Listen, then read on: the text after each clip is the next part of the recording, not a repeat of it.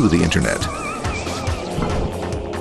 Once through the firewall, a router picks up the packet and places it onto a much narrower road, or bandwidth, as we say. Obviously, the road is not broad enough to take them all. Now you might wonder what happens to all those packets which don't make it along the way. Well, when Mr. IP doesn't receive an acknowledgement that a packet has been received in due time, he simply sends a replacement packet. We are now ready to enter the world of the Internet. A spider web of interconnected networks which span our entire globe. Here, routers and switches establish links between networks. Now, the net is an entirely different environment than you'll find within the protected walls of your LAN. Out here, it's the Wild West. Plenty of space, plenty of opportunities, plenty of things to explore and places to go. Thanks to very little control and regulation, new ideas find fertile soil to push the envelope of their possibilities.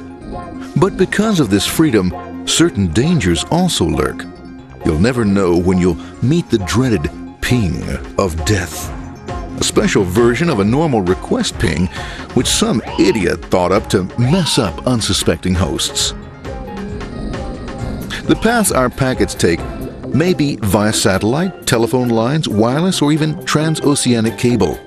They don't always take the fastest or shortest routes possible, but they will get there. Eventually. Maybe that's why it's sometimes called the worldwide wait.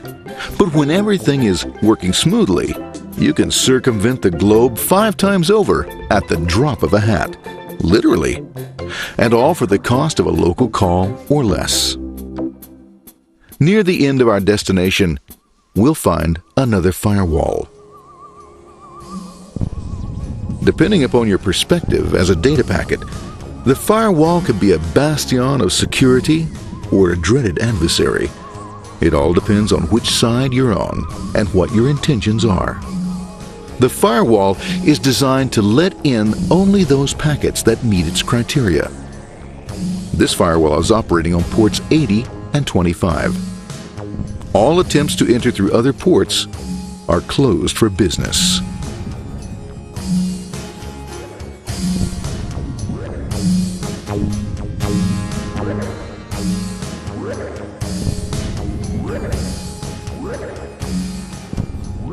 Port 25 is used for mail packets,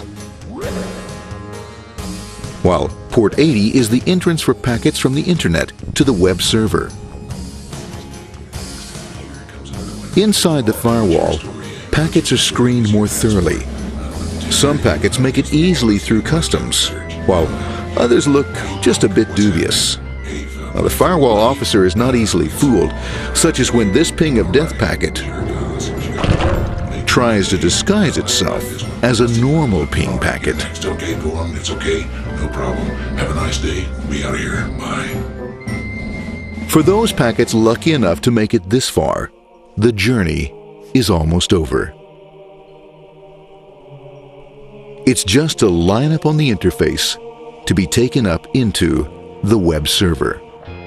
Nowadays, a web server can run on many things, from a mainframe to a webcam to the computer on your desk, or why not your refrigerator?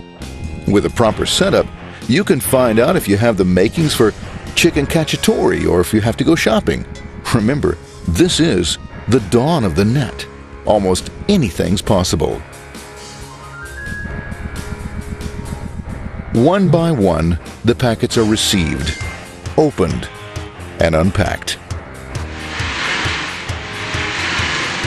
The information they contain, that is, your request for information, is sent on to the web server application.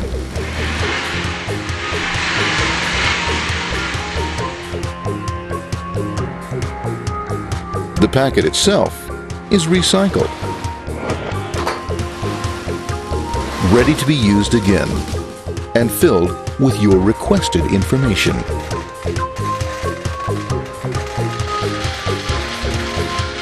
Addressed and sent out on its way back to you. Back past the firewall, routers, and on through to the Internet. Back through your corporate firewall.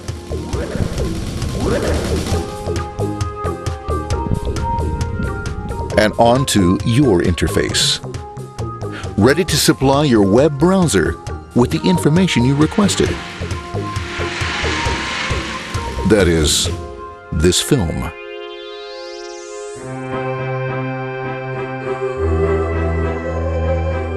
Pleased with their efforts and trusting in a better world, our trusty data packets ride off blissfully into the sunset of another day, knowing fully they have served their masters well.